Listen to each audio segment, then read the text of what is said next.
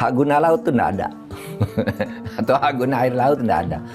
Ini jelas pelanggaran hukum, pasti ada orang dalam, pasti itu pekerjaan oknum aparat. Pakar Hukum Tata Negara Mahfud MD meminta pemerintah mengusut masalah sertifikat hak guna bangunan HJB dan sertifikat hak milik SHM di perairan Tangerang, Banten, lewat jalur hukum.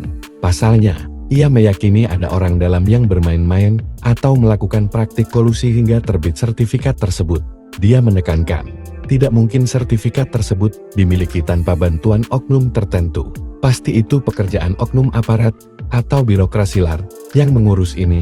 Nah, untuk itu sekarang yang ini nanti harus diusut tersendiri sebagai pelanggaran hukum, kata Mahfud, dikutip Rabu 22 Januari 2025. Begitu juga dengan ex-Kabares Krim Polri, Komjen Purn Susno Duaji mengatakan, dalang dibalik pemasangan pagar laut sepanjang 30 km di perairan Tangerang sangat mudah diungkap. Pensiunan Jenderal Bintang 3 ini memberikan petunjuk kepada aparat yang hingga kini masih kesulitan mengungkapnya.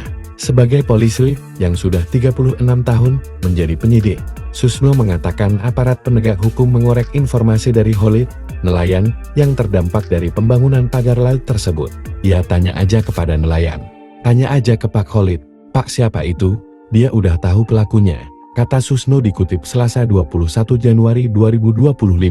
Sebelumnya diberitakan, penemuan pagar laut ini bermula dari laporan yang diterima Dinas Kelautan dan Perikanan DKP Provinsi Banten pada 14 Agustus tahun 2024. Pagar laut ini menjadi sorotan karena diketahui tidak memiliki izin. Belakangan, Menteri ATR BPN Nusron Wahid mengungkapkan, pagar laut yang membentang di perairan Tangerang itu memiliki sertifikat hak guna bangunan SHGB dan sertifikat hak milik SHM.